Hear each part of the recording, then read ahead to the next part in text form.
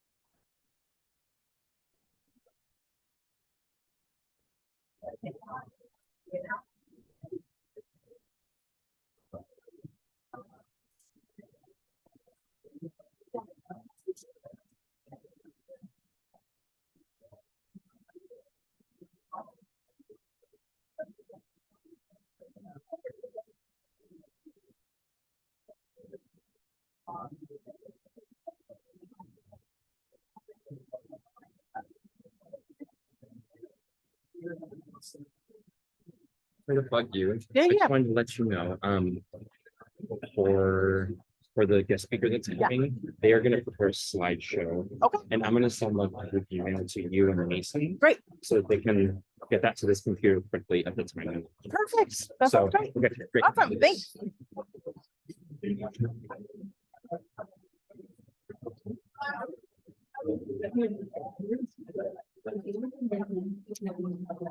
All right. Welcome, welcome, welcome. How's everybody doing? Woo. Yeah, Practicum Extravaganza. All right, welcome, welcome. We are a week and a half away from break, y'all. And I don't know about you, but yes, thank you. Thank you. I know I need it. So I don't know about y'all, but she ready. She beyond ready. So let me just give you a little bit of context for today. Here's our agenda. So we're gonna do a little bit of just introduction on what is Practicum Extravaganza, what is Practicum, and just clinical training information, and talk a little bit about science. And historically, the Practicum Extravaganza has come in a number of different forms. In the past, it has been a fair of sorts where sites came, talk to sites, or we had students present their site, and everybody would sit through and listen to every single site. And while there are benefits to hearing about every site and sitting through that, it's also a lot of information. It's also, once you're into second, third, and fourth year, it's a lot of the same information over and over again. So what we decided to do, especially post-COVID and during COVID, was to truncate this and make it about the important information that you need when it comes to navigating the process of selecting a practicum and identifying what our new sites are and how to look through our practicum library and all of that. So instead of us going through every single site and you having to sit through and listen to each other talk about it for 10 minutes, you have the opportunity to go through and look at it yourself and really explore on your own. So we're going to kind of talk you through what that looks like and how you can do that efficiently for yourself. Yeah. So I have my little what's up dog. How many of you know Bugs Bunny? I know it's like dating me a little bit now, but I know it's ouch. It's an ouch. Okay, so we're gonna go ahead and start with Tavera and updates. The first and foremost, like, listen, we know, we know it's a thing. And we are working on it. What we want it, we're working on what we want it to be, and it's not where we want it to be just yet. However, we do have a whole team of folks that are working on it. And there's at least 2 consultation projects that are working on helping us make it more user-friendly and making sure that we're implementing it to the best of our ability and getting everything, as many kinks out of the system as possible. It's still a slow process. So thank you all for your flexibility and your patience as we're working through it. Onboarding a new program is a much bigger undertaking than initially anticipated. Yeah. And also what they had told us it was going to be. So we're working on it, but thank you all for your patience with that. And so just so people are aware, some of you have actually shown this too, but APA accreditation requires something called annual reporting obligation, ARO. And I am not kidding when I tell you that I literally every year have to pull up your name and enter all the courses you passed, what your grades were, and where your competency benchmarks were. Every single one of you, every year, APA requires that I report this, including all of my faculty and where they got their CEU and whether or not their licenses are updated and all of that stuff. So when we operate a program under APA accreditation standard, we have to track everything that you do. We have to track. I literally have to report if you met competency on first try or second try. And so one of the ways that we do this is actually through software like Tavera. So the good news is we negotiated that if we're going to purchase the software where we have to monitor all this stuff for you, you might as well get something out of it. So that's the hours tracking. But please be aware too, that because a lot of people are like, look, it's just hours tracking. Why can't we use time to track? It's so much better. It's literally time to track is owned and operated by SciCast, who runs APA. However, time to track offers absolutely no internal monitoring and no internal competency measurement and no internal evaluation. It's solely for you. So this is an opportunity for us to purchase something that monitors all of that internal information and keeps you in an APA accredited program, while also giving you the ability to track hours. So that's part of why we use software like Tavera, is because we have an annual reporting obligation and it is so incredibly detailed. If you ever want to see your own 5 minutes, I can show you. Yeah, so that is a big part of it, and all of the evaluations and everything, having it all in one place instead of, I mean, those of you outside of second, third, and fourth years can remember having to print your evaluations and having your city supervisor sign it and track it and bring it in, and the CTAs. And so the hope is that we'll move to this and it be fully digital, and we won't have to have our hands in so many different places. And you won't have to track so many different places as well. So along with that, there's still going to be some glitches. So continue to be patient with us, but we're going to continue to roll it out. Recognize that we will be gracious with glitches, and also we still have to track things. So if that means that you have to manually do it so that we have your hours tracked and signed in the interim, then we'll ask you to do those things. So please be patient, but also know that we still have to track it. We can't just be like, oh, don't worry about it, you don't need it. No, we still need your CTA signed and we still need your hours, and they still need to be signed, and they need to be in your folder and in your file. So yeah, we'll continue to roll that out. Okay, so we're gonna move straight into practicums. So Doc, how do I find information on what sites are available to me and the application instructions? So in Tavera, did you want to talk about this part? Sure. People would like. Yeah. So this is going to be interactive. If you do not already, go ahead and pull up your Tavera. So there's 2 locations, okay? You are not relegated to one location. There's 2 locations. Doc put a lot of energy into building a beautiful practicum library available on the CITE resource page as well. However, a lot of people really like the opportunity. So if you go into your Tavera and like, I'm gonna look over your shoulder. Yeah, this is just stick together. And so in terms of where do they access the sites in their Tavera? Go to Go to the down window right here. And then, is it training? No, that's all it is.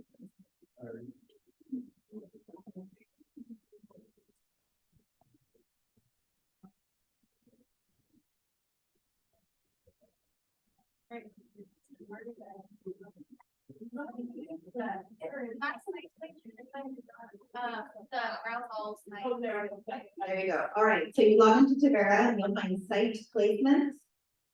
And then you will find browse all practicum sites. Site placements, browse, thank you very much. We have an awful administrative, like 42 tab view, so it's very hard for us to find What it looks like for the student. So you can search for tags in this particular area. So if you go to more, it's a little more down arrow, tags. So yeah, there's more. Yep, nope, more, yep, and then tags. Yeah, and you can actually search for Prac 1, Prac 2, Prac 3. You can search for acceptance commitment therapy. You can search for all. So for those of you who do not have a master's degree, for those of you who do not have a master's degree, Prac 1 are all the sites that accept people who do not have a master's degree. So if you do that tag, you will see all sites that accept those who do not have a master's degree. For those of you who have a master's degree, all sites are available to you, including Prac 1 sites, if you would really like to. Now, okay, a master's degree in a mental health field. It can't be a master's degree in mechanical engineering. That they're not going to be available to you. Go ahead. Yes, so again, in the state of Oregon is unique. We're the only state in the union that does this. If you have a master's degree in the state of Oregon, you qualify to be what we call a QMHP, a qualified mental health professional. And some of these sites bill Medicaid for your services, so you must have a master's degree in order for them to bill Medicaid. So if a site indicates a master's is required, it means something about their accreditation or billing requires you to have a master's in the mental health field. But if you do, you can go there. So when a master's is required, then it means you must have a master's degree. Now, some of them may have additional assessment criteria, or you have to have X amount of hours or something like that. So just because you have a master's degree doesn't mean you're going to get a top-notch assessment site that may require pre-existing experience, but you are free to apply. Sure. Yeah. Yes, for those of you who are currently in your second year and are on track to have your master's conferred this spring, you may also apply to master's sites. But watch out, if you don't get your master's conferred, we've had sites drop people before. All right, okay. So you can look this way. Yep. So this is an avenue by which you can do it. Yep. And then also, if you're looking into Vera and it says private secondary site, that's exactly what it is. It's a private site. So that's not open for you to just apply to. However, if you're interested in it as a secondary site, come and talk to Dr. Ellis and or myself. And we can talk about getting you into that site or something like it for supplemental or additional hours on top of your primary. So that's these private secondary sites, and also clearly one that says non-practicum, also not a site to apply to. So those are for your clinical teams for tracking hours. So you can't like apply to a clinical team that you want to be on. So ignore those for this purpose, okay? Yes. Also on to Vera. Once the colored spaces is what the tags or how the tags show up. If you hit the three lines, then this tab will pull up. And if you hit documents, you can also get an information sheet about the site. Application information, all of that will be there. So that's where you can find it in Vera. And then again, there are 58 possible tags. So anything that you want to, most things that you'd want to search for as far as sites go, and you want to filter for, here are what the tags are that we have coded for most, if not all sites. Maybe not all, not the new ones haven't got all the tags in there yet.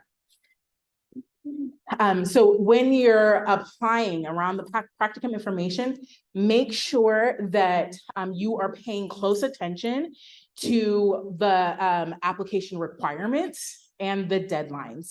So most sites require both the CV and a cover letter. That's 95% of the sites require a CV and a cover letter. There are a handful of sites that require only a CV or only a cover letter. And then there are a handful of sites that might require a de-identified assessment or other kind of supplemental materials, or just the information nobody asks for a letter of recommendation. So if you see something that says letter of recommendation, that's not right. They just want information for a contact for a potential referral. Okay, so somebody who would be a letter of reference, but they don't actually have to write one. So make sure that you're attending to that. In Tavera, this is what that looks like. And then the Practicum library, which is where I spent the most time in creating. So in Canvas, under the Society resource page, you will find the Practicum library. It's organized and navigatable based on large areas, not the same kind of minutia as the tags are in Tavera, but kind of the big areas of emphasis. So this is what it looks like. Look at me like creating a video and everything. All right, so I don't even have to like walk you through it because this shows you. So once you get into Canvas, you go to, again, clinical, go to the Practicum library. There's my little arrow. And this is what it looks like. Those are all of our sites. The sites that are linked are ones that are fully updated. If they are not linked, either we are still in process working with them, working out all the details and the application details or site information, or we're waiting just to update the information. So that will all be coming soon. So that's all there. And then you can, I think this is just a couple minutes, so you can go through and pick. So I got Practicum 1. Those are all the sites that are identified as Practicum 1 and or all levels, or open to all levels. So I put a caveat in every tab that says, this is generally speaking, sites that focus in this area or have a predominant population in this area, but it may not be complete. Like I may have missed one. So if you think that something's in there by mistake, let me know. And also if you think that something should be reflected in a category, also let me know, and I can adjust that as well. Yes. So for those of you who are interested in Races de Bienestar, they give preference to Spanish speaking. So they prefer Spanish speaking therapists, and they just went through the diversity ones. And they do, so just be aware for those of you, because it's a first year site. So first year, they do give preference to Spanish speaking, and they do have slightly different hours than our Monday and Tuesday. You're there, right? Yeah, I mean, it's a phenomenal and wonderful site, but you're going to be doing some evenings and some other unique variations. So just something to be aware of. If you're looking at that, please do apply. It's a phenomenal opportunity. And also they're slightly different than their first year sites. Yep. And also one of the tabs, I put diverse populations, so you can see kind of broken down by some of the areas that we focus on.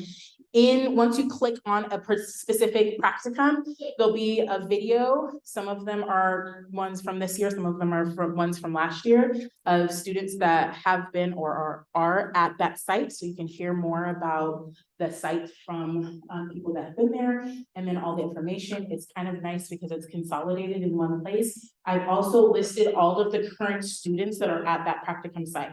So tend to that so that you can ask those questions, ask their questions to those students specifically. So I wanted to make it really clear in one place where you can see, like, who can I talk to about this if I have specific questions. I think that's the end of that video. Okay, so any questions about the libraries or how to access any of that information? So the two avenues between Tavera and or the Practicum library within campus.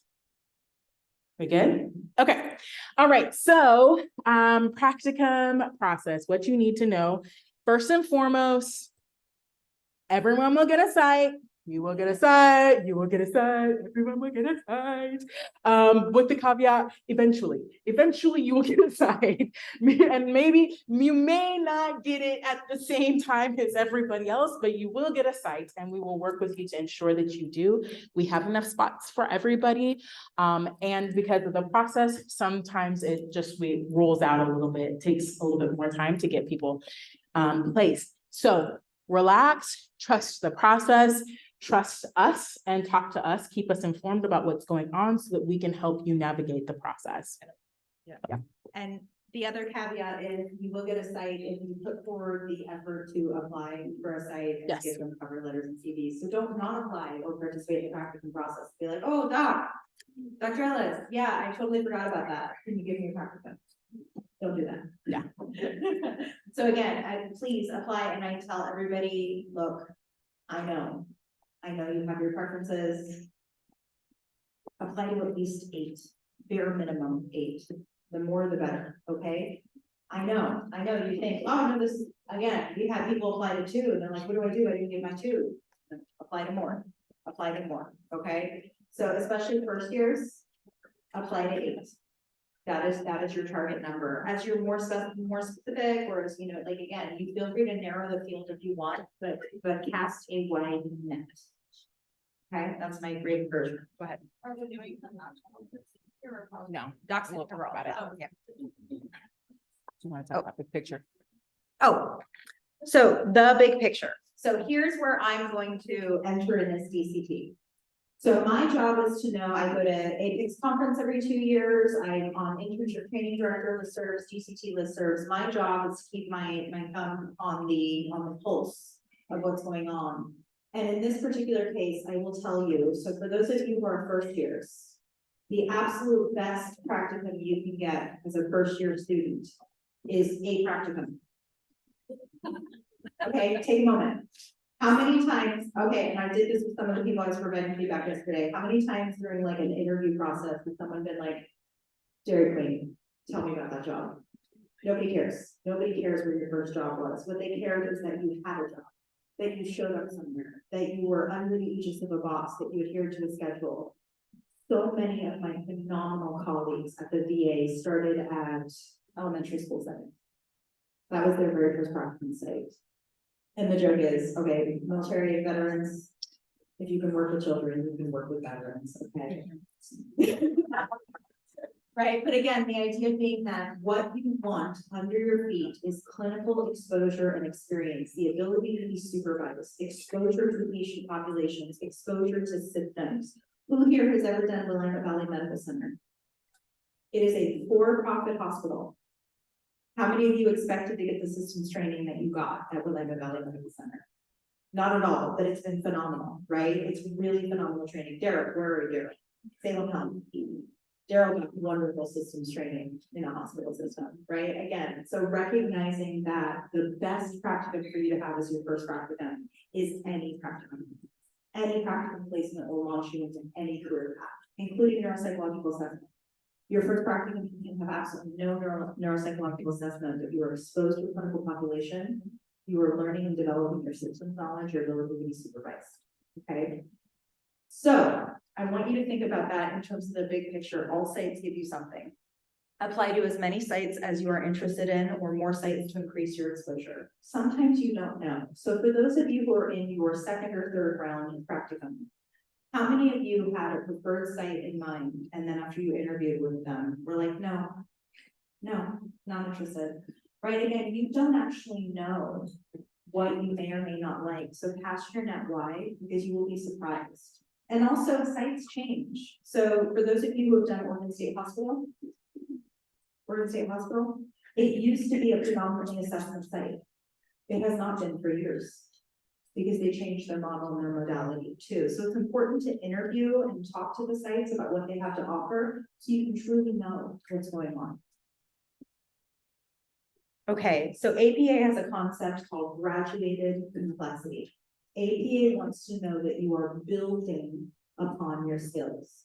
So for those of you who may be interested in serving a practicum experience at a place where you are currently employed, we do not prohibit that.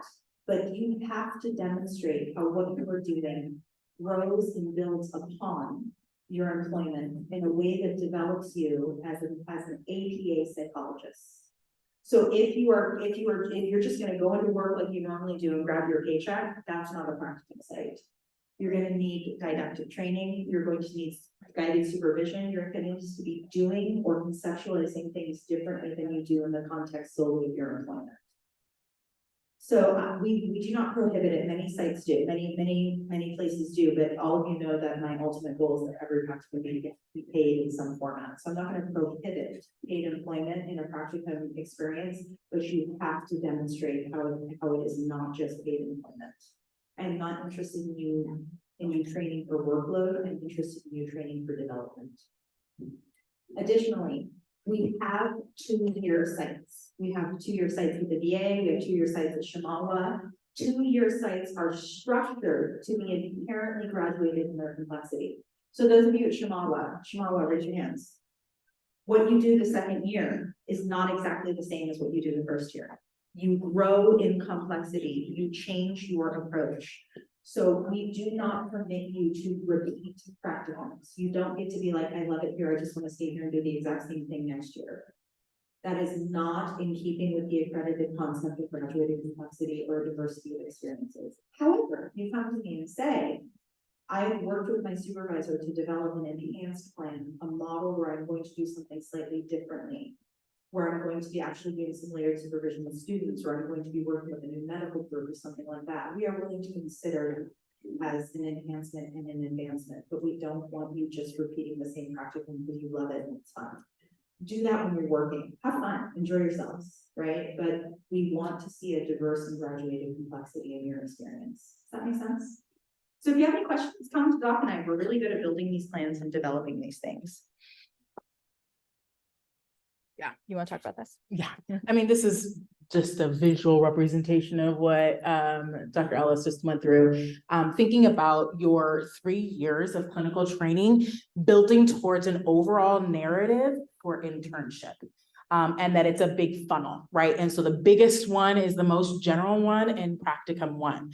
Just get a site, right? Get a site, get exposure, because you'll start to learn what those skills that you're building that will transfer to the next site, which will transfer to the next one, that will build upon itself towards internship. In Practicum 2, you can start to think more about what specific populations you're really interested in, settings, modalities, things that you want to get specific experience in, and try to prioritize that, but also to remain flexible, because we can also supplement your training with secondary sites and supplemental training opportunities. So make sure that you can kind of start to specialize in that second year, but really staying flexible. And then your 3rd year for pre-intern is working a little bit backwards, then skipping over practicum and thinking about what kind of training do I want for internship? Where do I want to be? What type of setting do I want to be in next year for internship? And given what I did for Prac 1 and Prac 2, what would help round out my training to make me a competitive candidate for those types of sites when I apply to internship next year? So you want to maximize, I don't really like the word capitalize, but maximize your 3rd training opportunity, your pre-intern year, to really round out a really cohesive narrative to make you competitive for internship. These are some of the big picture considerations around internship, and then I'll let you talk about So when you look at, I'm just gonna really briefly talk about the site. So your general internship opportunities. So this is the Association of Psychology Postdoctoral Internship Centers, APIN. So this is our governing agency that holds with the National Match Registration. And by the way, National Match runs American Medical Association, optometry, all of these things, right? So this is our agency that runs your national internships. So this is your final year of training in the program. You will leave us and you will go to a full-time paid clinical position with benefits, where you will be under supervision for a full year as your final practice year before you are launched to be your own independent psychologist in many, many states. Some states require postdoc, many do not. So The internship sites that are currently offered are VA medical centers. These are the most broad. These are federally funded. And a large portion of VA medical care is provided by residency and clinical trainees across the spectrum. So if any of you are involved in VA medical care, you will know that your doctor changes every 6 months. Right? So again, but they are some of the most phenomenal training that you will have. VA medical centers are some of the most phenomenal internship training that you will have. They're wonderful training centers. So I often hear from people, they're like, well, if I want to work with the VA, I have to work with veterans before then, right? Not necessarily. And we'll talk about that in the next slide. Hospitals and integrated primary care clinics, community behavioral health clinics, university health and counseling, children's hospitals, forensic and state hospitals, neuropsychological assessment sites, and consortiums. Consortiums are clusters of clinics that do not meet APA accreditation on their own. So remember, and I tell this, I talked to my 4th years about this as professional issues. Just because something's a consortium doesn't mean it's wonderful. APA accreditation is incredibly expensive. It is profoundly expensive. You have to have X amount of full-time staff psychologists. You have to pay thousands of dollars in annual fees, and you have to pay thousands of dollars for regular administrative review of what you're doing. Some sites just don't have the money to hire 4 to 10 licensed psychologists and pay thousands of dollars a year. But when they bond together in large groups, they do. So you will, like, the Hawaii Internship Training Consortium is massive. It's phenomenal training experience. So when you find consortiums, they are wonderful training experiences, absolutely phenomenal. But what they are is they're clusters of clinics and agencies that have bonded together under a universal training agreement. So consortiums will fall, where you land in the consortium will fall in one of the above areas, right? Consortiums are full of community behavioral health hospitals, right? Some of the VAs actually are participating in consortiums, newer VAs. So we are not a Houston, or it's Minneapolis now, right? The Minneapolis model. So Houston was the original model of neuropsychology, and it's being evolved, thank goodness. But we are not, most neuropsychology programs are 5-year programs, not 4-year programs. So if your ultimate goal is to go to almost 100% neuropsychology internship, that's not as common. They are wickedly competitive. But in terms of predominantly assessment sites, our students do very, very well. Remember that APA only accredits generalist programs. So even if you're neuropsych oriented, you cannot go to a solely neuropsych internship. You still have to do therapy. Don't ever have to do at least 2 therapy clients. Okay, I'm sorry. But again, even if you're neuropsych oriented, you're still going to have to do therapy. But you are all, from our program, you will be incredibly competitive for neuropsych dominant. But we may not be in line with the Houston or the Minnesota conference. The like neuropsych arm, those tend to be a little bit more scientist practitioner. We'll talk about that. So the thing I get asked all the time by people is, how do we can move forward? There you go. Is okay, well, I want to go to an integrated primary care site, right? I'm really interested. So don't I have to do medical planetary training? No, don't do that. They don't want you to do that. No integrated primary care site wants you to solely have medical knowledge. What they want is they want an understanding that you can treat the lifespan, that you understand interdisciplinary systems, that you have some knowledge of brief and solution-focused practice, that you can operate in a fast-paced, high turnaround environment, and that you have good diagnostics and knowledge of evidence-based practice. Right? Who here has done Northwest Anxiety or collective care? Northwest Anxiety and collective care are incredibly attractive to VAs and integrated primary care. Exposure and response prevention is incredibly attractive to VAs and integrated primary care. They love the fact that you can do structured models of therapy and time-limited and solution-focused models. They love it. They tell us more, right? So again, suicide risk assessment, crisis consultation team, huge boon for the Department of Veterans Affairs. Hugely important for state hospitals as well. And community behavioral health, right? So again, remember, you don't have to get the specific site with the specific population. You have to understand ultimately what sites are looking for in terms of internship for you to have broad exposure. So forensic and state hospitals, the ability to work with complex patients. So VAs know that you're not going to have exclusively veteran exposure. Veterans are a protected population in a lot of cases, and they're isolated to vet centers, VAs, and they're kind of sporadically scattered about. Because they try very hard to get away from those places and get therapy in the community. But again, they know that you're gonna have limited exposure, but they wanna know that you can deal with complex patient populations. So if you wanna go to a VA, and you've been at Cedar Hills, you've been at Hazelden, right? You've worked at the Oregon State Hospital, perfectly appropriate. Because what the VA wants you to understand is veterans have a culture and a narrative, and they've been through a lot. And if you can't handle that, you don't need to be there. Right? And they want to know that you can handle people with a culture and a narrative who have been through a lot. Right? And all of you can name for me patient populations that you have seen that meet that standard. So take a look, lifespan. Community behavioral health hospitals and integrated primary care, lifespan.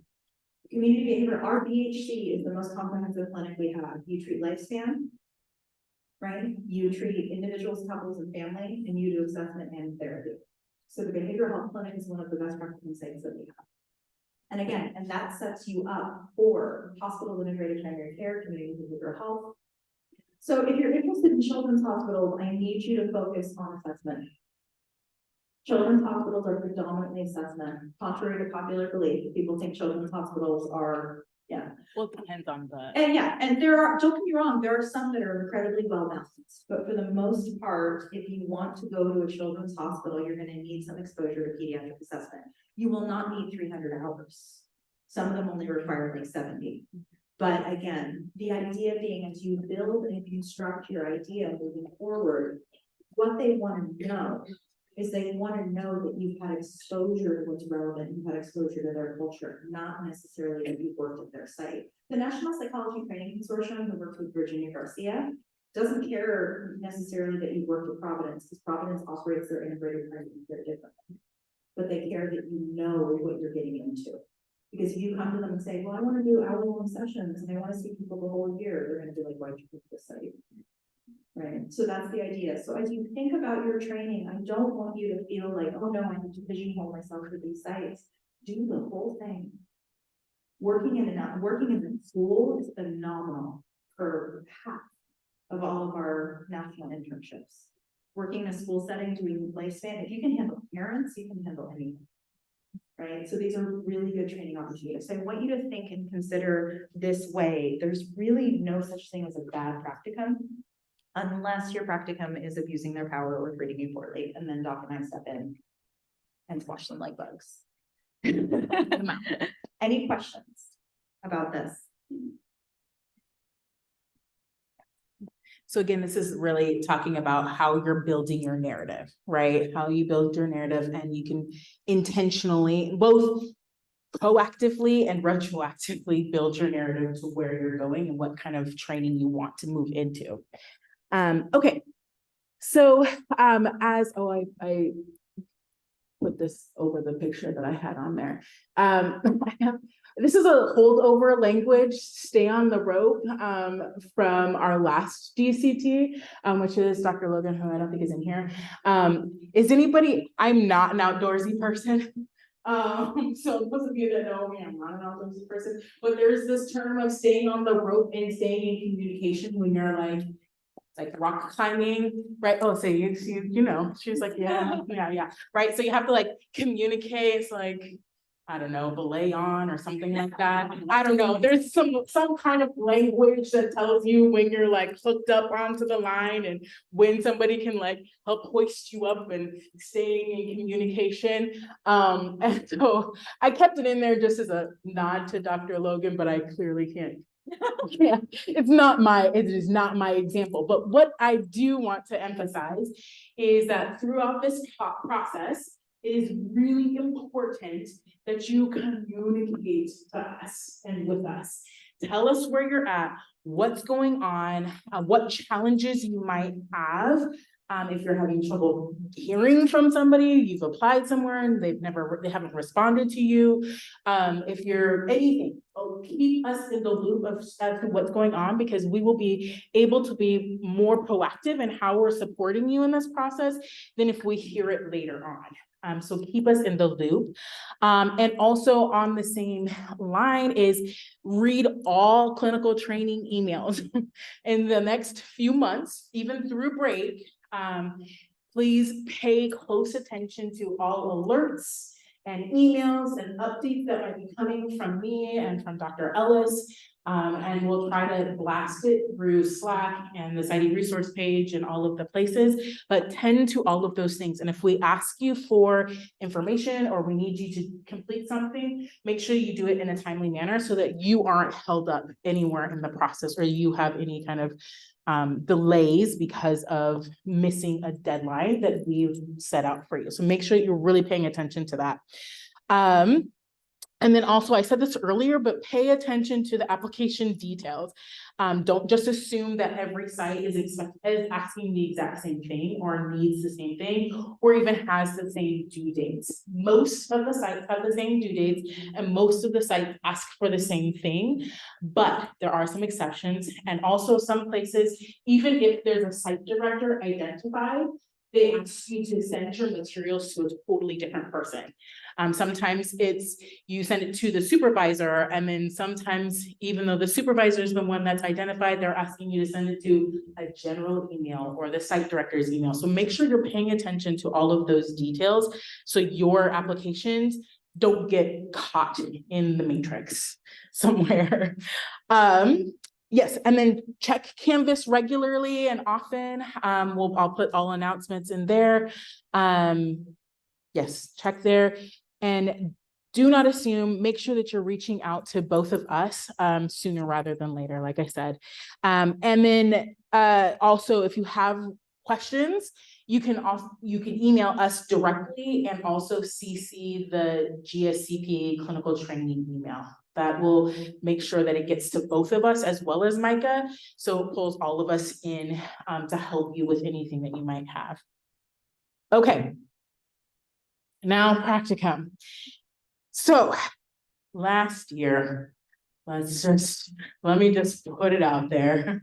It was a shit show. So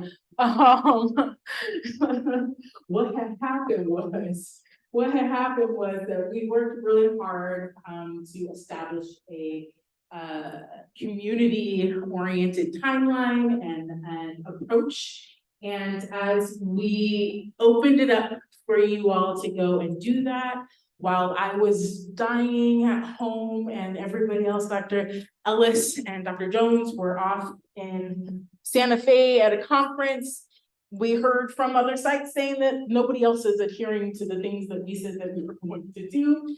And as a result, we had to try to adjust last second, and also with none of us on site to try to help you all with navigating that process.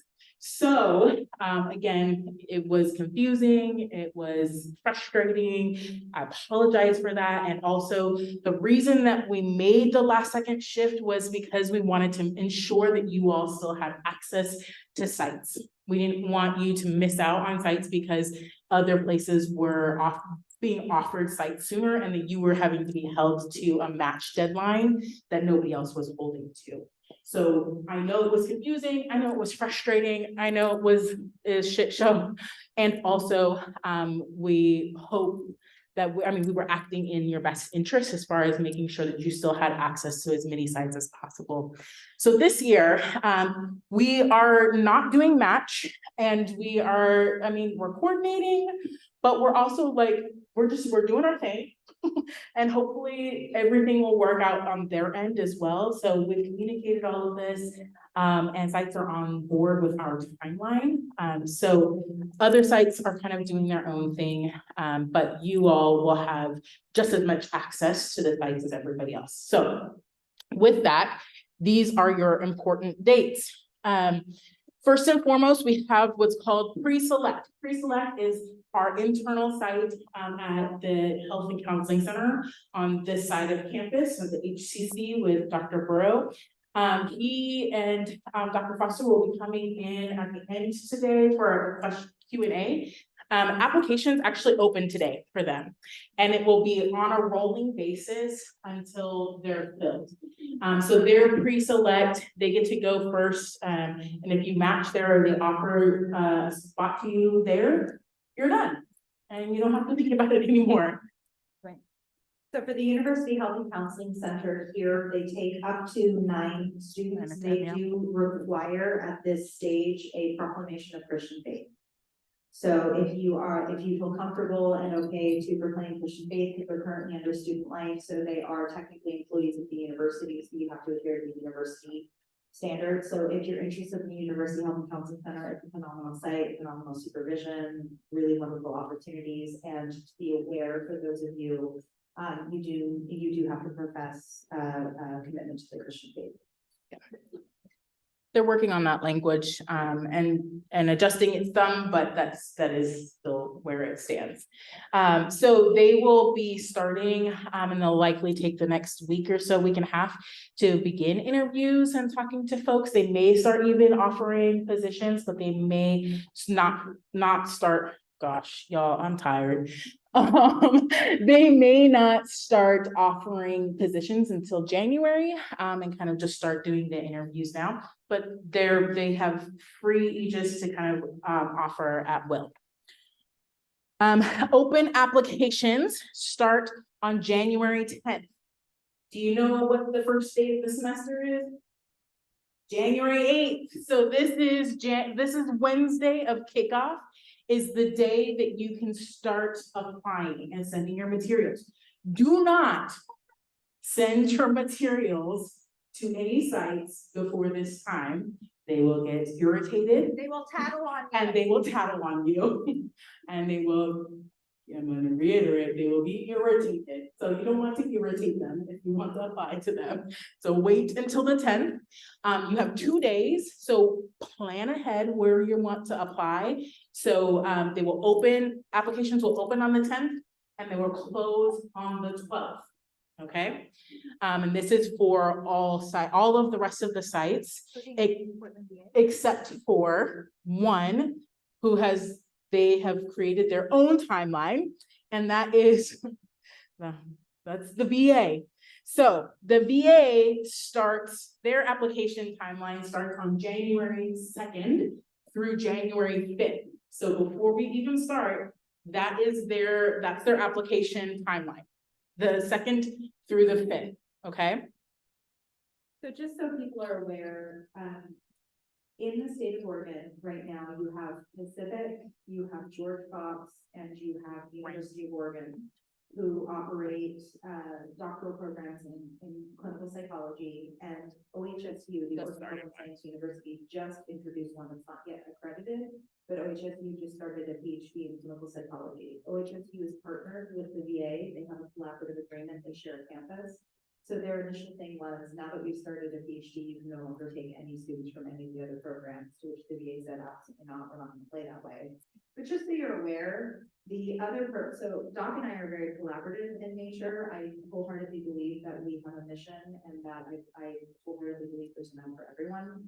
I believe we're ordained to be here, and that all of you are going to do well in this world, and other people don't necessarily live by that. They live by a scarcity mindset.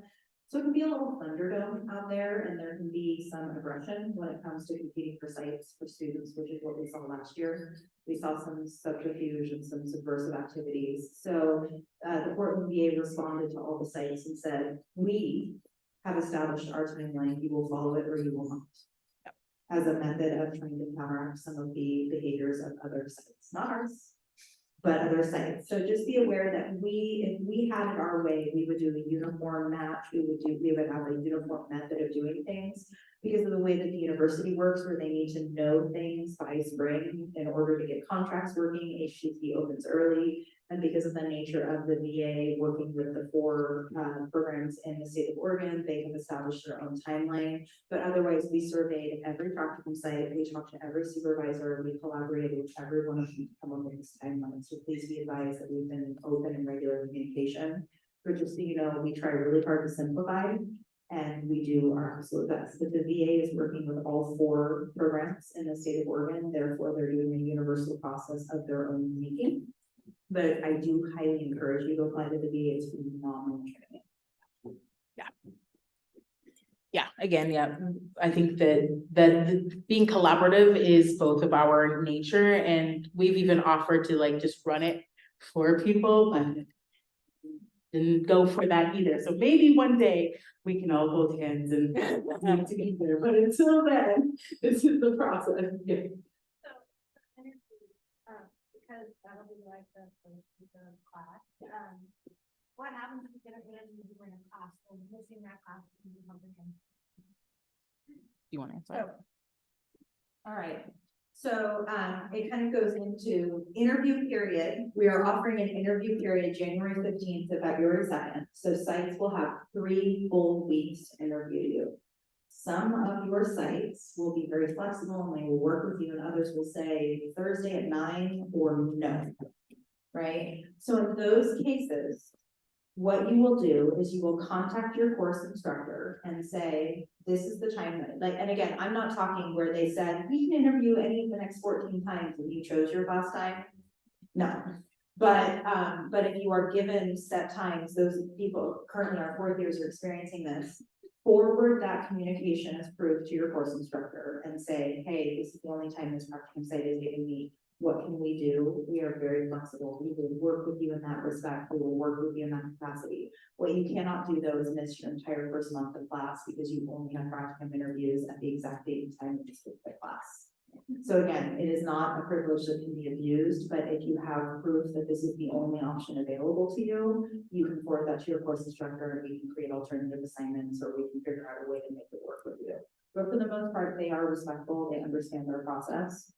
And so they oftentimes it's lunch hours and things that are very worth it.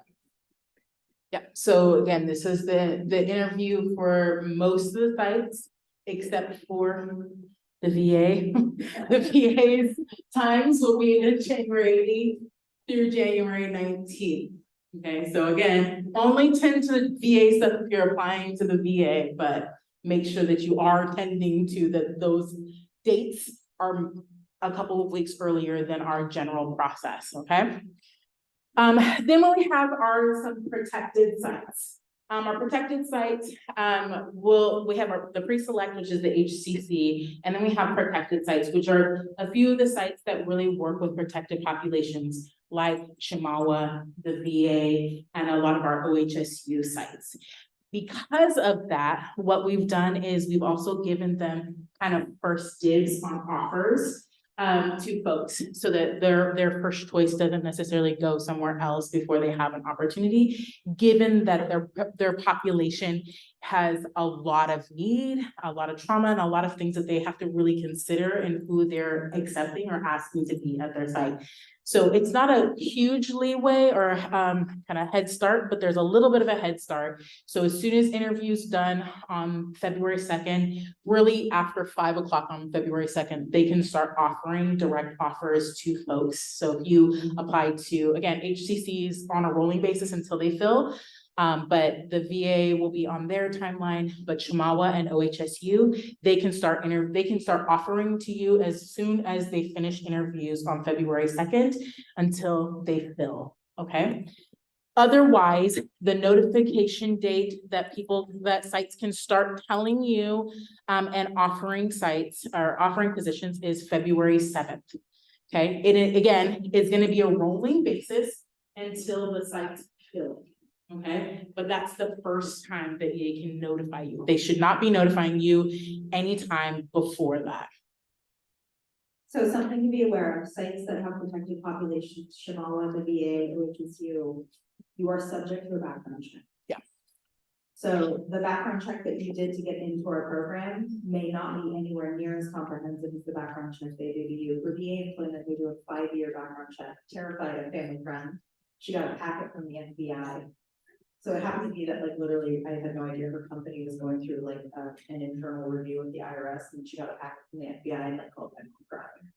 And it turned out it was just do you know Carolyn Ellis, the shoe cool person, right? But again, these are They're comprehensive background checks. So if you have something in your history, if you're concerned, please be aware that they will be doing comprehensive background checks. We're always happy to help you with that. Absolutely no problem. But be advised that protected populations have an elevated level. They will look for crimes against persons. So sometimes they'll look at your financial history to make sure you're not going to take bribes. So be advised that protected sites have background checks. All right, and then if you have not, if you start to struggle, once you've heard back from all of your sites that you applied to and were interviewed at, and you have not yet landed a spot, again, continue to talk to us and we will help tell you where we're calling it clearinghouse because it's the language that internship uses, or at least they used to use. I guess they don't use it anymore. Now it's just phase 3. But clearinghouse will help you kind of identify what sites still have spots and where you can continue to apply for, Well, I was just gonna say, so last year, it was literally interview and they can offer you on the spot. We fixed that issue by allowing you time to actually digest and synthesize, but Yep. please be advised, starting February 7th. So say you didn't apply to Shamawa, OHSU, or the VA, you applied to everywhere else. Starting February 7th, the first emails you get, they have chosen you as their first choice. It is the equivalent of a rank, right? The first emails you get on February 7th mean that you are at the top of their list. And if you say, no, thank you, I'm not interested, right? That's okay. The next day you'll get others. But again, be advised that the first communications you get are going to be from people who chose you first. Right? And so, but you can also, you have 24 hours to respond. So feel free, by the way, this is preparation for the job market. You're going to do this all the time. Feel free to take that email from the PhD saying, dear doctor, dear future doctor such and such, we're pleased to offer you a position, and send it over to Oregon Center for Change and be like, hey, I much prefer you, but I've been offered this site. Are you considering offering me a position? Because they may come back to you and say, absolutely, you're 4th on our contact list. Right? Or they may say, we're not prepared to offer you something at this time. And now you know. Right? So you can use one communication to leverage another communication. Feel free. That is perfectly appropriate. It's perfectly, this is not national math where you can tell people where you're going to rank them. You are perfectly, this is the job market model. This is very normal. This is a very healthy job market model. Starting February 7th, the first communications you get are going to be the ones that chose you first. Okay. And so, but feel free, because you will, day 2, February 8th, you'll get 3 emails, right? Because, a bunch of people are like, sorry, you're not my top choice. And they're like, you're silver, you're our second, you're second in line. We love you. And you go, yay, and you're done. Right? But again, you are free to harness, you are free to leverage, but you are not free to ignore. Right? So in a time period, if someone says, please respond within 24 hours and you ignore it, and 3 weeks later go, oh yeah, by the way, I'd love to work with your site, they may not still want you at that point. But be advised that unlike last year, where you had no way of knowing if another site was going to like you because you hadn't even had a chance to interview with them yet, you will conclude all interviews before offers begin. So you will have had an opportunity to interview everywhere. You will have an understanding of what you're interested in. And then starting February 7th, you will see their priorities and their communications with you. And by the way, it just so happens that you're all freaking amazing at this stage. Like, you're all in grad school. You're the top 1%. Okay. So like the HCC may get like 30 applicants and they take 9. It doesn't mean that the rest of you were like terrible. It just mean, and sometimes the HCC will be like, all right, Bill's literally said we have too many dudes. Right? And we have undergrads who don't want to work with dudes. We need more women, right? And they'll be like, so we're not taking any more dudes, even though the dudes are awesome, right? Again, like, you have no idea of knowing what their reasoning is. It may not be that you personally, but just be advised that you will have an opportunity to interview with everybody. But this is how the job market works. And this is a very normal, and by the way, you're going to get contract offers and you're going to use them to leverage other contracts in the professional career as well. So it's a good opportunity, but unlike last year, you will have the opportunity to conclude all interviews before notifications. Yep. So I'll just go back. The last, I'm going back a couple of steps. The VA again has their notification period is earlier than ours, and that's the January 22nd through January 26th. So just again, tend to those things. So what are you going to do if you want both the VA and other sites? you're gonna apply to all of them, right? And if you want the VA the most and they offer you on January 23rd, you're gonna take it. And then communicate to your other sites that you, if you've interviewed, that you have accepted another offer so that they aren't spending more time investing in you once you've already moved on. But if you don't get that offer from the VA, what do you have? Backup. So don't put all your eggs in one basket. Yep, so everything that Dr. Ellis just said, and also once you have chosen and you've accepted a position somewhere, count that as a binding contract. You have accepted this position, there isn't backing out unless there is a significant reason. So this is the same thing that happens with internship. Once you've matched somewhere, you've accepted a position, it is counted as binding and you are expected to go there for your training. Even if another really great opportunity comes up, you've already accepted, you've already committed somewhere. We can work something out where you can do something supplemental, you can still engage with another opportunity, but we really want to make sure that we're honoring the process and keeping it equitable for everybody. So you're not taking a spot from somebody that really wanted that, then you just kind of flake on them, right? So we want to keep it equitable in that way. This is just an example of kind of what Dr. Ellis was saying.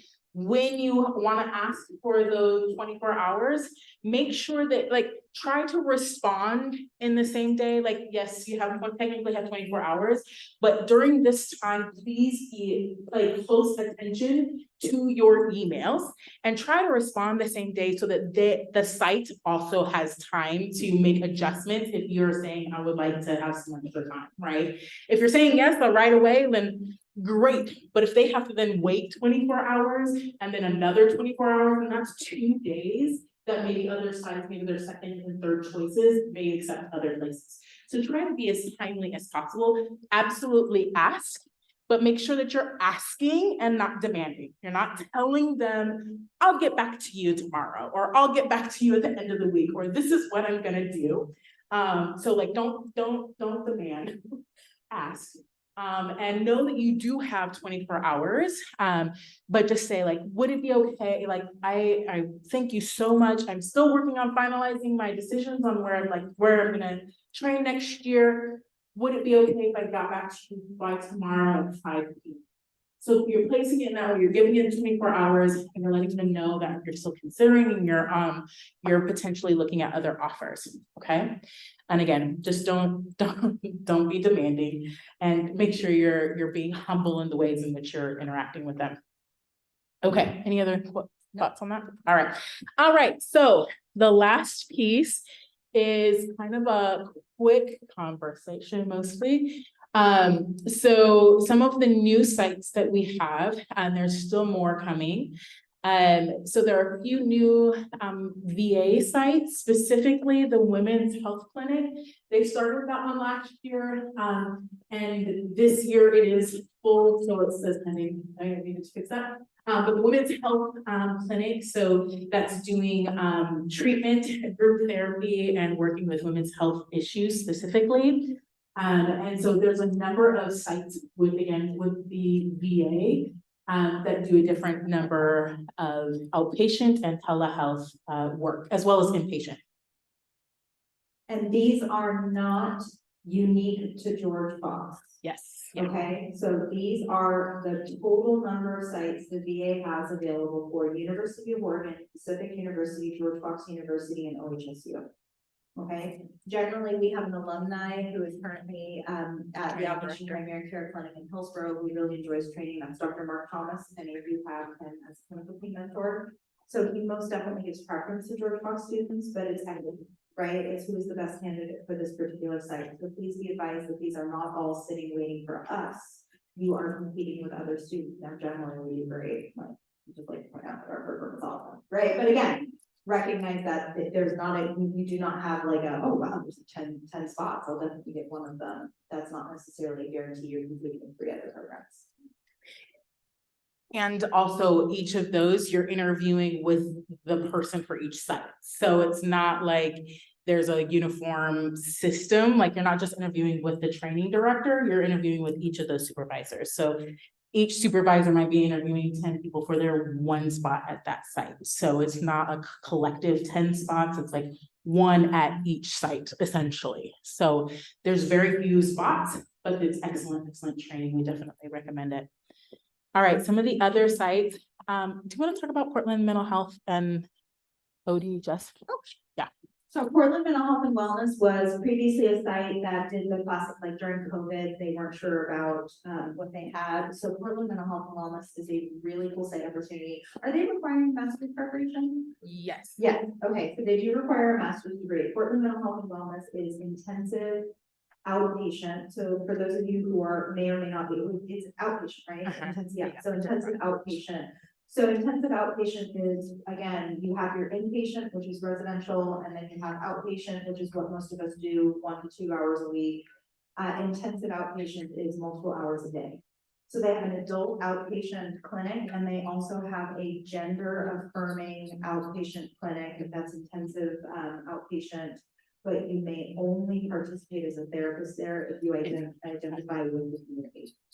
So gender non-binary, non-conforming, or any aspect of the LGBTQA community, if you identify with any aspect of that, they welcome you into that particular circle, and it's really new training.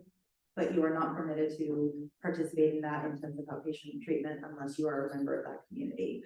But they do have the traditional adult outpatient treatment, really good training, really like internship quality training, really wonderful opportunity. So ODHS, is Jackie here? No. She's not, No, okay. she's ODHS reached out to me. So ODHS works with, just so for those of you who know, formerly known as foster parents, now we are resource and adoptive family for RAPS. But anyway, so the resource parents of Marion County, they have over 100 open positions for support roles for resource parents. So these are transitional youth, youth at risk, DHS involved youth, and the families who are caring for them. The vast majority, I don't know if you know this, but the vast majority of resource parents are family members of the biological parents who have been co-opted into care. So they're not necessarily qualified or prepared for doing their best. So you have the opportunity to do home-based care, you have the opportunity to do groups, individual, an opportunity to assess and create behavioral health plans with foster families, and it is a paid position. So, and I do believe that they require, so originally it was QMHA versus QMHP status, but I do believe that they're looking for you to have QMHP status, but you are paid, and you are which means paid, you have to start early to Yeah. get the QMH. you are paid well. Yeah. Like it's not bad. Yeah, more than I during internship. Probably close to what I'm getting paid now, but anyway. So again, so Oregon Department of Human Services, Jackie kind of piloted it as a supplemental this year, and it is turning into a full site next year, and they are looking at expanding and bringing more students on, and it's a really cool opportunity. But again, it's high trauma involvement because these are children who have been deemed unsafe in their home environments and have been removed. But it's a really cool opportunity, but it is Marion County, which is Salem Metro. All right, and then the last few, so the Center for Integrated Intervention, I have my meeting with them tomorrow morning, so I'll give you more information about it. But it is a forensic assessment site. So they currently have had Pacific students for the last few years, and then now they have licensed providers that are alum, and they got us in and were like, hey, why don't you have Georgia Fox people? And I'm like, I don't know, why don't we have Georgia Fox people? So they reached out. So I have my information meeting with them tomorrow. So I'll be sending you one of these alerts. They'll let you know more details about that, but that's a forensic assessment site. So be looking for that. Sankofa Counseling, I'm also in the process of establishing that. Sankofa is a counseling site that specifically caters to BIPOC individuals. Predominantly Black, but all BIPOC. And it's led by an LPC that I actually worked with or went to school with when I was in the master's program. She's phenomenal. There's a lot of community action work. And it's they're always busy. They're always busy. It's all BIPOC led staff. And I would be providing the psychological, the psych supervision, and then she would be providing the other allied health professional. Is that the bird? Yes, the Sankofa bird. The Sankofa bird. Yes. Back on Yeah, it. yep. So we're still working out the details on that one, so that'll be another alert for those of you who are interested. So that would be that one. And then the last one is Cerebro, which is very Dr. Burkhardt.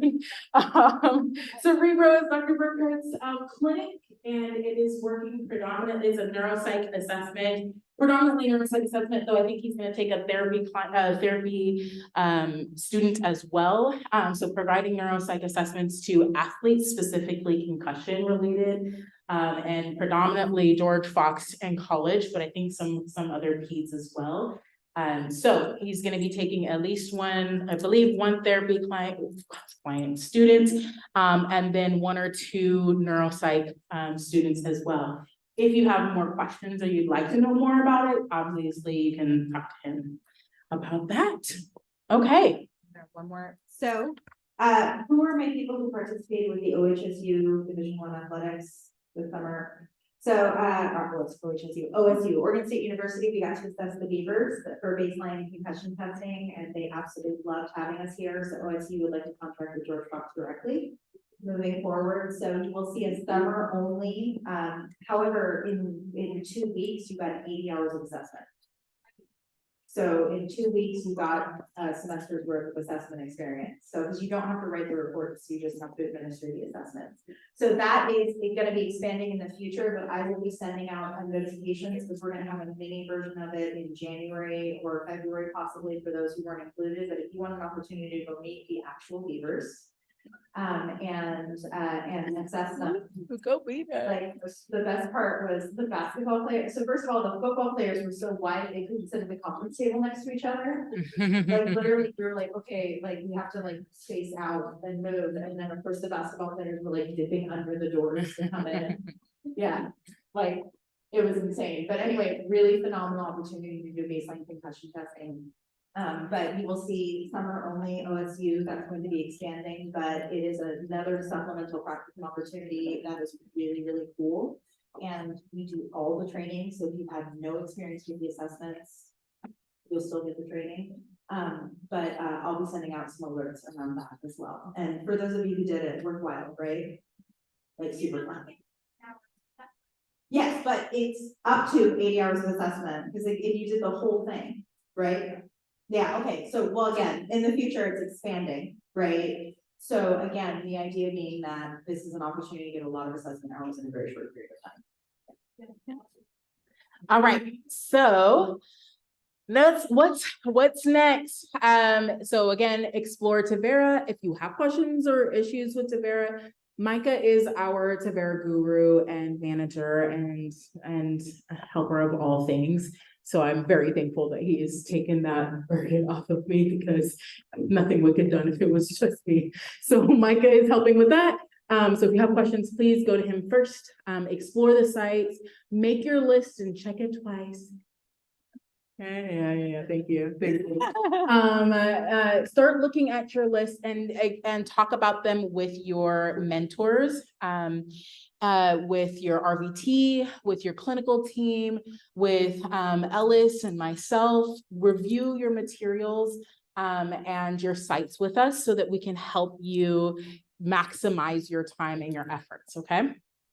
And don't get caught off by the 10th or the 2nd if you're doing the VA, so make sure that you're prepared for that. Again, meet with us, pay attention to the announcements, and the last 2 things, we have 2 Q&As and presentations left. We have some recruiters here, Army military recruiters that are gonna come and do a short presentation and then a Q&A afterwards. And then Dr. Burrow and Dr. Foster will be here in about 20-30 minutes. And they will also be doing a Q&A for the HCC. So with that, what I'd like to do is to give you about 5 or 10 minute break, come back for our last presentation and Q&As. And that's any last questions? Yes.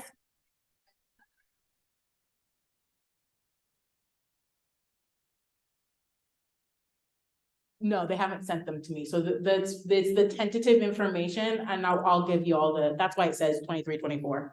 Yep. So the consortiums, is make sure you're paying attention to the years because some of it is the old information until it's updated. Yep, yes. Yep. Yes, yep, as far as I know. Yeah. Things change all the Sorry. time, but as far as we know, yes. Yeah. Yep, the ones that are listed, yeah.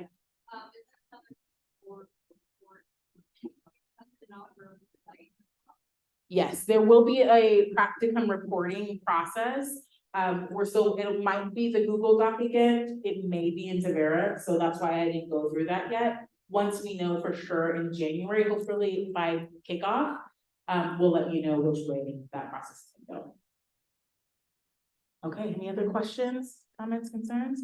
All right, go ahead and take about 5 or 10 minutes and then come right back.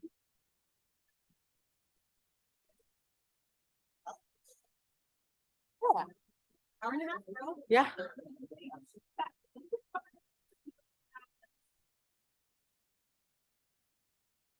I have not. I'm meeting with them, because they want us to expand our clinic in month long. For summer.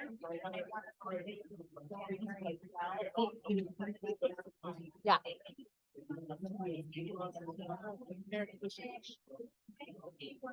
For this one. That's the one she was just talking about. Yeah, yeah. I just wanted to double check. It's like June, but I was like. Yeah, that's the summer one. Yeah, I'll make it more clear.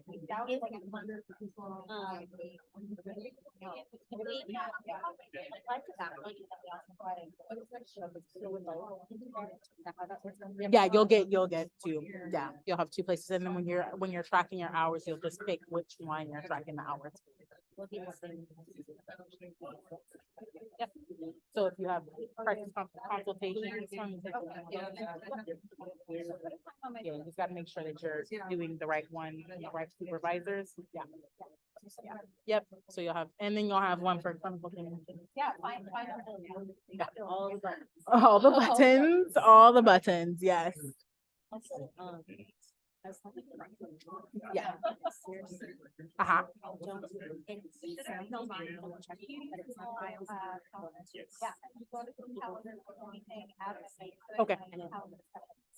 Okay. Okay, that's good to know. I'll double check. Yeah, I'm just in the process of sending some of the double checking stuff, so yeah, I'll make sure. Yeah, appreciate that. Thank you. Yeah. There's a lot happening. Yeah, there's a lot happening everywhere. So yeah, no problem. Hi. So there's nothing.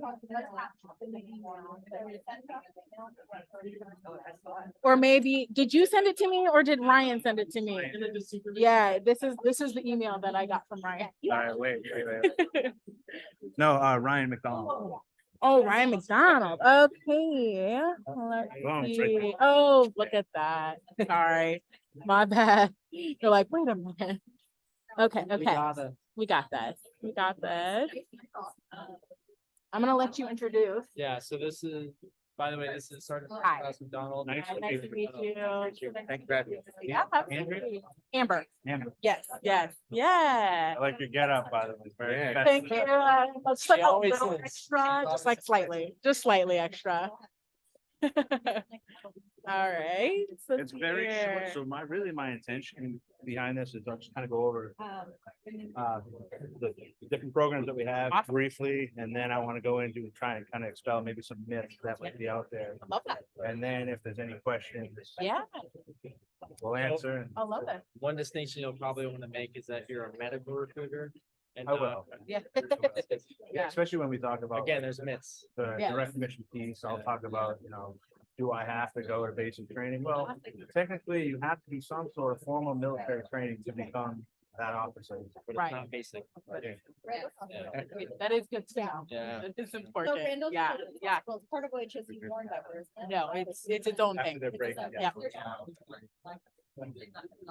Yeah, it's not updated. Oh. Yeah. Yes, it's a neuropsych spot. Yep, purely neuropsych assessment. We've only had one person there before. It was Kate Morgan, Like you have. who's on internship now. Mhm. Technical down. So I think it was her connection. You got the- He's not super, he doesn't always respond to my emails. So, I mean, definitely apply, because it's still his information and everything, but like, just know like that it may be a little bit, he said he was open to it, so he just didn't give me. It's the. Involved. When I- I'm Yeah. also. The which one? VA. Oh, VA, yeah, Yeah. yeah, Put it up. yeah. All right. Yeah. Uh-huh.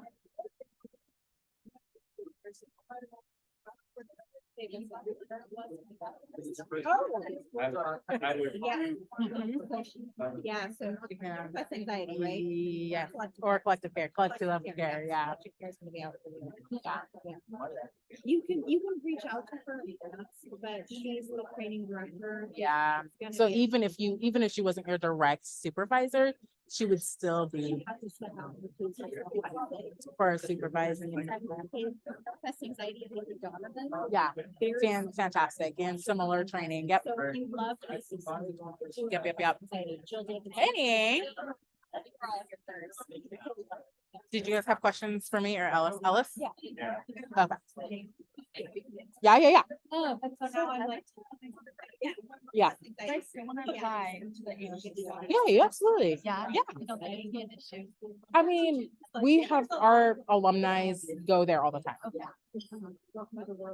And you'll have overlapped with some people. Yeah. But like, you can still be there and just not take clients that are friends of yours. So a lot of our alumni do their practicum there. So you just got to talk with Bill and Luann, and like, if somebody shows up on your like intake, just say there's a conflict of interest, and then they'll just reassign it. Okay. Yep, not a big deal. Mhm. And then also.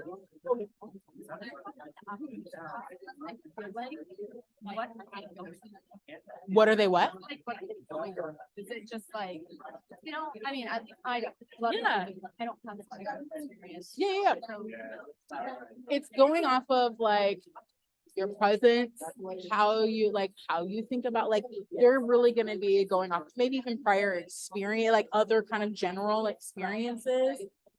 Some sites for those who've never had any experience, they'll ask us our thoughts, or they'll ask you for a peer or another supervisor's like contact information so that they can like check with them. But like, really, they're seeing what your natural kind of like presence is, and they're like, okay, is this somebody that I can work with, that I trust, that would like is teachable, that has a good presence? That's what they look at. good to Yeah. know. So you don't have to come in and be like, Yeah, I know everything about PCT, and I'm like, no. It's coming in with humility and like teachability and that presence, and that's what's needed. Yeah, you'll be good. Yeah, you're welcome. Hey, yes. Yes. I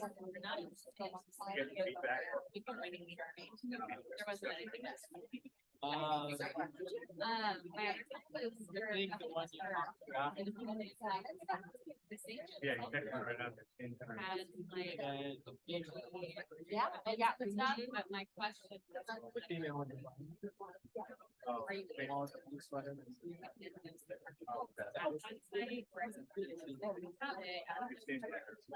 I'm not sure. You'd have to ask. Got The Providence, the shift didn't change so much, over the last Anything I can do for you? so like. Yeah. But she would be doing.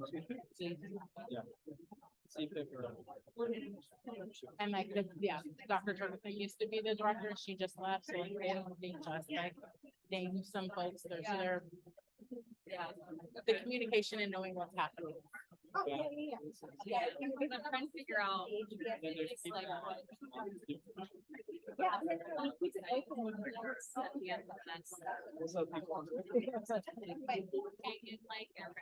This is our, program director. Yeah, Jennifer is a great option. We're at the Thrive Clinic. Yeah. That's a great one. Real quick, do you want, when we come back to you, if you want to make an announcement, because people think they're required to sit for the HCC and required to sit Oh, for the yeah. PSB. Yep. All right, I'll go ahead and I'm gonna give it to you to introduce. That's not I'll intimidating at step all. over there. Okay. We're gonna go ahead and get started. A couple of notes. You're not required to stay for either of these Q and A's, but they're here for you so you can get more information. I think that there's a lot about something that they're gonna be presenting is dispelling some of the myths around the military service here, because it's the medical service. So it might behoove you to just sit and hear what they have to offer, but you are not required to stay for that or for the HCC. I will be stepping into the back. If you have questions or there's sort of more things, you can come and stop by and I'll answer questions as well. With that, I'm gonna hand it over to Mason to introduce our speakers. What's up, guys? So the Military Law Enforcement Student Interest Group has asked that the medical board recruiters come and talk about scholarship, internship, and other opportunities. Because they've been trying to get into our program for a long time and they haven't been able to. This is Sergeant First Class McDonald, and in the back over there in the blues, that's Major Espiritu. So I'll turn it over to them. It'll be informative. So yeah, put your seatbelts on. It's gonna be good. Hey, Mason, thank you so much. George Fox, thank you so much for allowing us to be here. Amber, thank you so much again. I am Sergeant First Class Ryan McDonald with the Vancouver Medical Recruiting Team, just a little bit ways north. So thank you for the invite and staying here to listen to what I have to say. So Major Spiritu, myself, and members of our team are listed above. You might have talked to, maybe you received an email potentially about maybe some of the programs that we're going to go over here. But that's who we are. I don't want to take too much time talking about that. Let's go into this next slide. I really want to talk about some of the myths. So I wrote down a few, but I really want to hear kind of what the myths that maybe you have heard about serving in the Army as a 73 Bravo, which is your clinical psychologist. Okay, so the first one that I wrote down, just a common one, I'll have to attend basic training and I'll have my drill sergeant screaming in my face. So the thing with this is you're going to be coming in as a direct commission officer, or on the AMED side, which you'll be going to what's called direct commission course. Very similar as far as the training,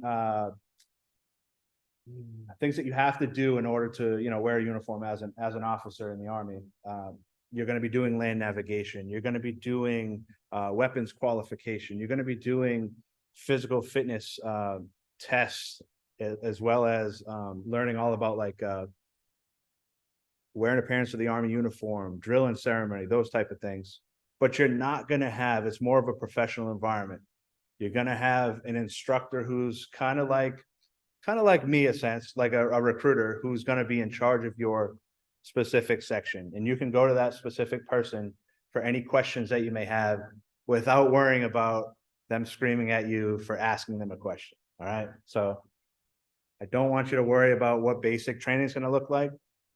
You're going to be trained at direct commission course at Fort Sill, Oklahoma. It's for 4 weeks.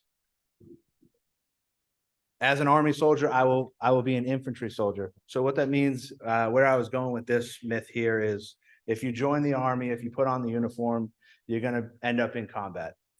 That's okay. There's a potential that if you are in this program as a 73 Bravo, you will have maybe an opportunity to deploy.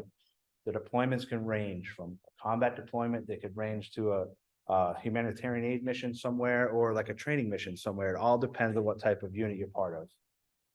If you are only in the Army for X amount of years, your chances of deploying might not be as severe as somebody that's in longer, 7, 8, 9, 10 years.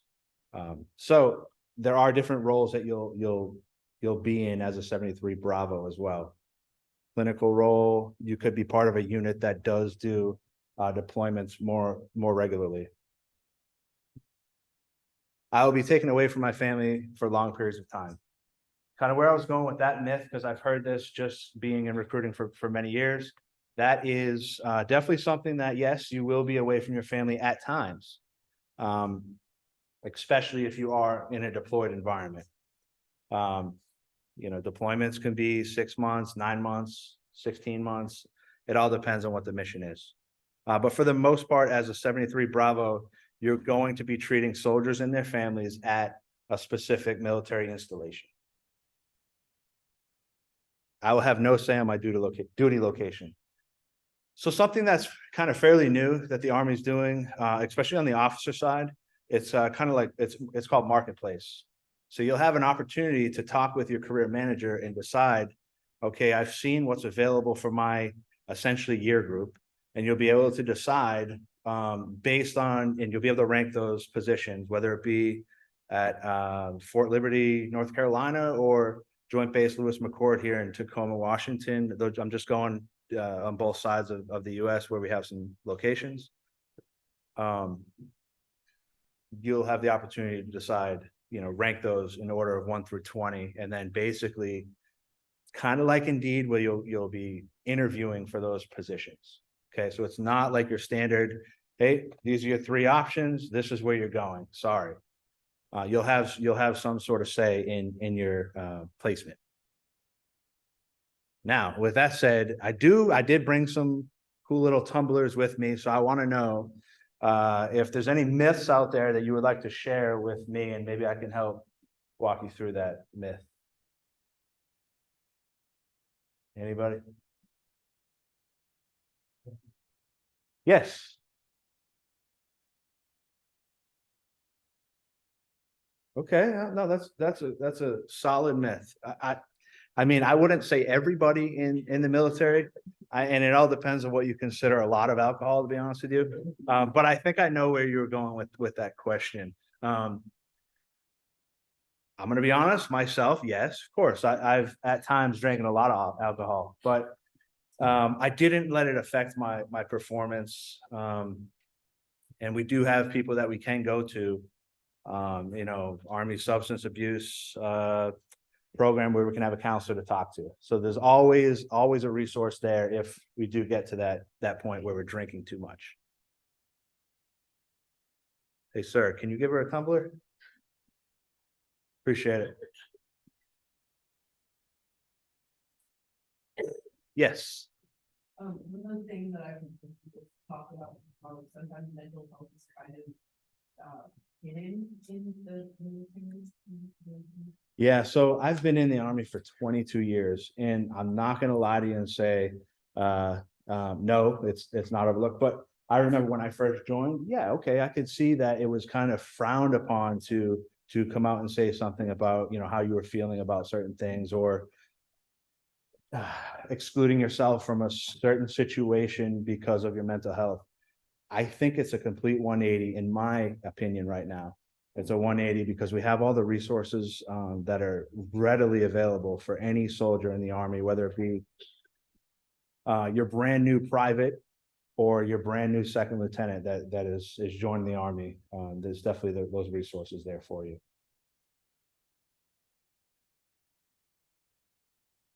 Right up front here, sir.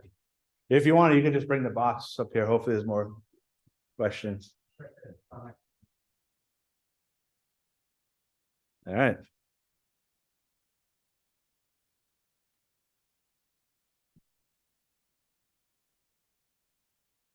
Thanks for asking that question.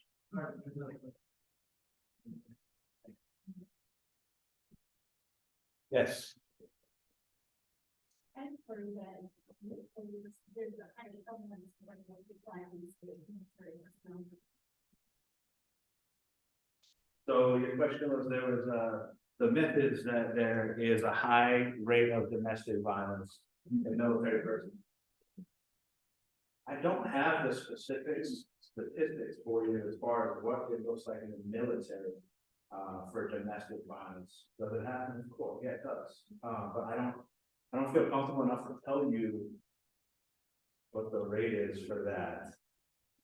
But yes, there is domestic violence, and, you know, like I was answering one of the other questions, there are programs that leaders now in the Army do, that is part of the mandatory training that happens. So there is a big push to stop domestic violence.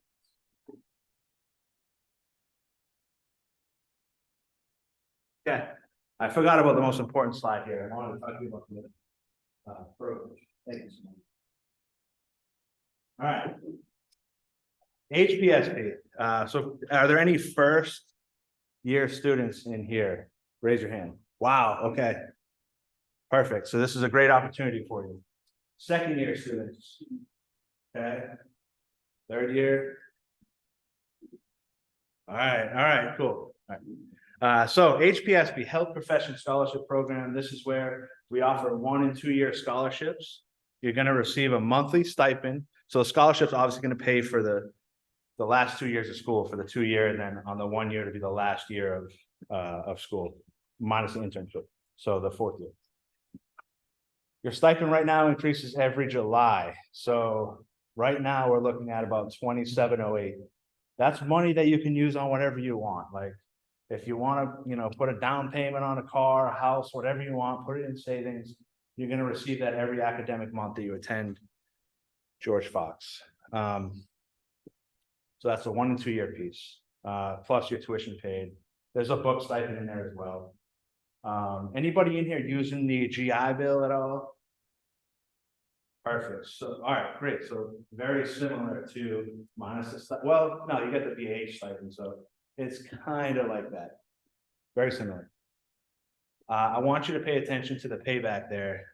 So it's a minimum of 2 years, but keep in mind, your intern year will be served concurrently with your payback.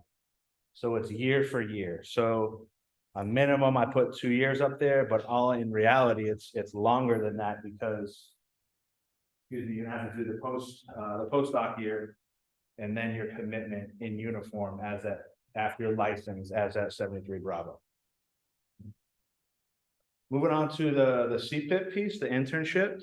That is something that we offer as well. And oh, by the way, we have a board date that is in, it's January. Okay, so it's typically the same time every single year. So when you want to apply for these programs, I forgot to mention that on HPSP, you want to apply during the summertime of your first and second year. So those first years that may be interested in that 2 year HPSP should be applying about the summertime of 2024. And then add another year for the 2 year, for the 1 year. CPIP. So when you apply to your internships, you're going to have an option to apply to one of 4 internships. I didn't list them up there.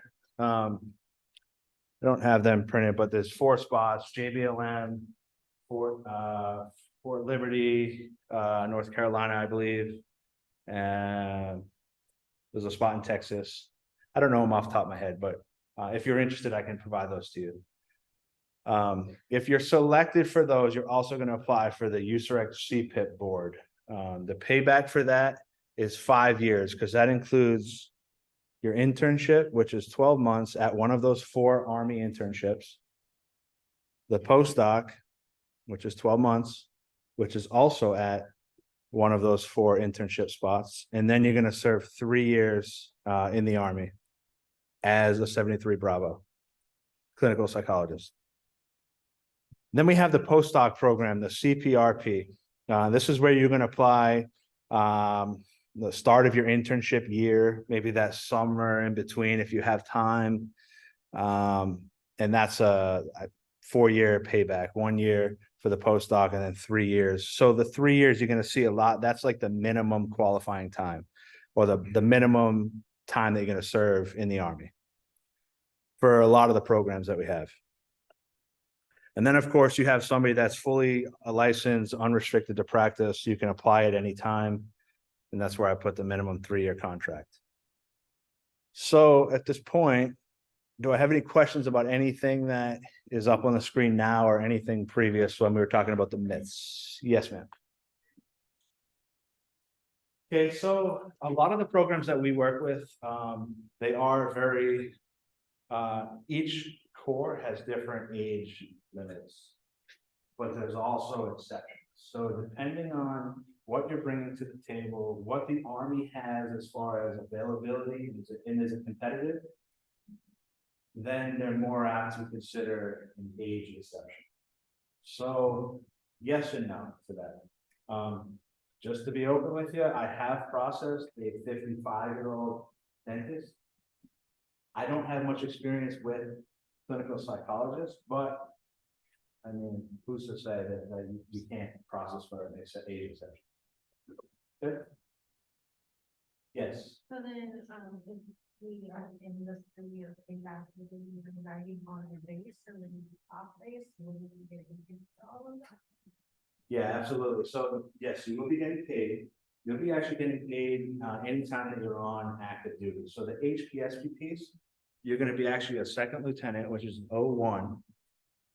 Anytime you do active duty training, anytime you hear the phrase ADT, that's your active duty training, and that's going to be what it might be actually done here at the school. It might be done while you're doing basic officer leader course or basic or direct mission course. It's all paid as a second lieutenant. I want to say it's around $3,800 a month as a second lieutenant. The CPIP and beyond. So once you're past your internship, you're gonna be a captain, which is an 03. So the pay is significantly higher, and you will be getting paid while you're in internship. It'll be active duty. You will be at a location. So it might be one of those 4 locations, but those are like larger premier bases. You also may be at another military installation as well, potentially maybe a joint military installation. So yes, you'll be in uniform getting paid during those 3-year paybacks. I didn't give you a cup yet.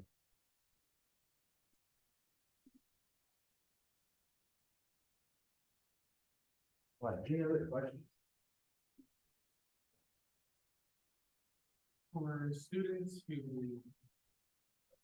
gain access to the learning systems, they'll be considered, I guess, leaders in whatever role that they have, and perhaps have some component of like objectives and missions. How well supported are they to execute the tasks that they've been given? Can you say that one more time? I needed this process. Sure.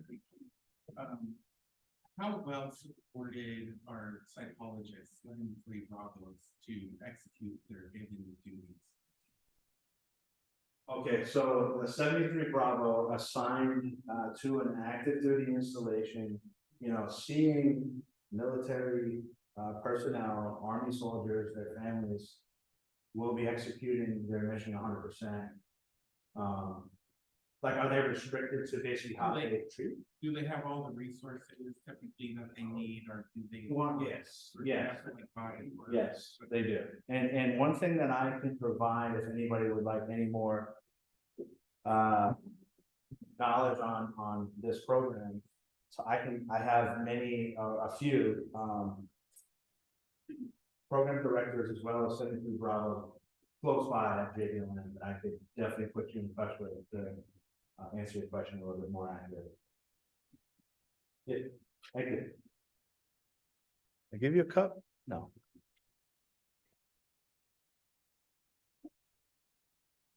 Yeah. Yes, I knew you were gonna ask me a question. I think we're smart.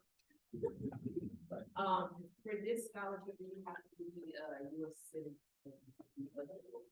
Nice, very nice question. So it's an active duty program, so the answer is yes. So we do have other options. So let's just say the 73 Bravos of Red wanted to do, they could go into the Army Reserve. The only thing we have for somebody that's an I-551 card holder, permanent resident, they could join the Army Reserve. But all of these programs are technically programmed, so the only option is U.S. citizen and active.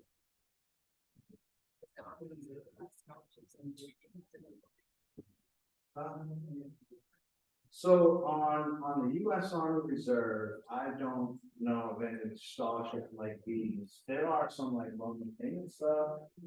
But I think at that point, you have to, if you wanted to become a 73 Bravo, you have to meet the requirements for it, and then we can put you in the Army Reserve at a local reserve unit as a 73 Bravo. I mean, you could join the reserve as, like before I went recruiting, I was a 12 November heavy construction equipment operator. You could join the same and pull some of the money there as far as loan payment or things like that.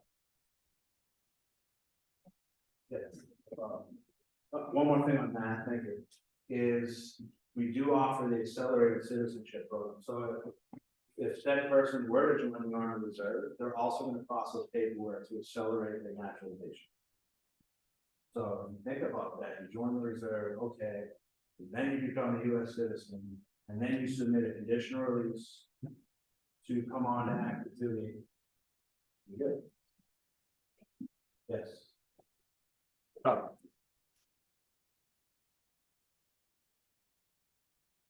Okay. Yes.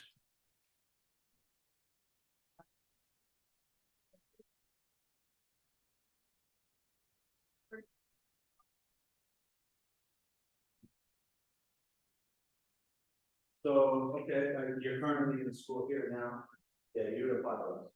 But anybody else that's wondering, you can apply with any AMED recruiter, to be honest with you. But because we're local here, there are certain things we'll have to do in person. So it makes it easier for us to do the process for us. If you don't like the way we operate, you can call another recruiter, but you'll probably travel a little bit. Yes. So, if someone were to do their same rezoning as a conference, what exactly, how do they kind of skip going over all the people who aren't officers? I guess, how does that work? Is there like a special training? I mean.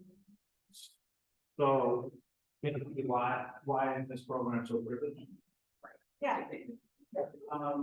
Honestly, I had no idea about EMED programs before I became an AMED recruiter, Army medicine. So this is just one of the many programs that we have that are eye-opening to me as far as who we accept direct admission. So based on their civilian credentials, they're going to come in the Army. Some of them come in as higher ranking than a captain. Some will come in as a major. Some will come in as a lieutenant colonel.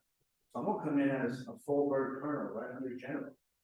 It all depends on what their specialty is and how many years of experience they have, how, any like fellowship that they've done, all that type of stuff. Factor in what rank they're gonna come in as.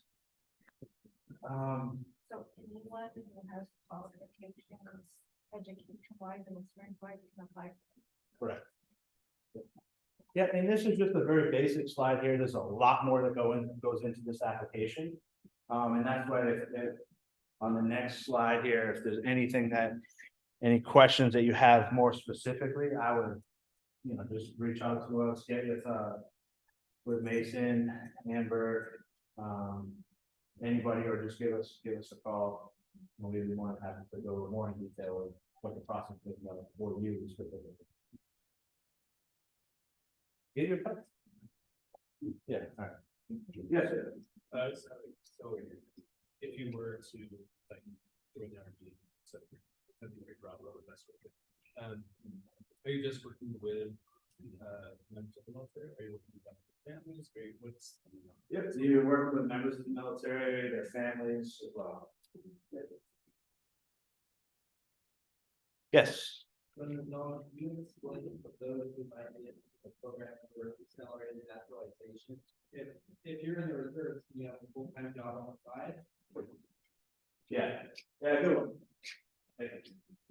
Yeah, if you were in the Army Reserve, you could most definitely have a full-time job on the side, because an Army Reserve commitment, or National Guard, or Air Force, or Navy, or Coast Guard, any of that stuff, or Marine, any of that stuff on a reserve capacity, National Guard as well.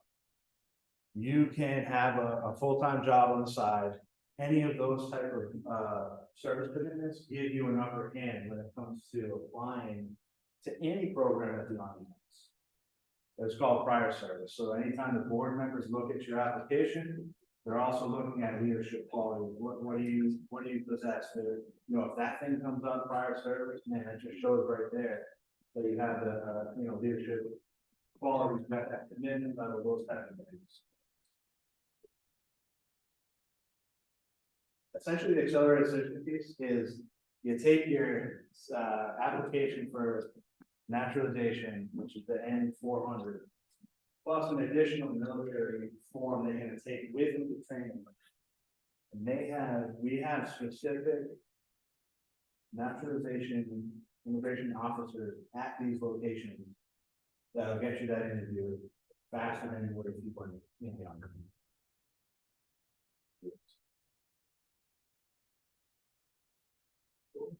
Any other questions before I hang up?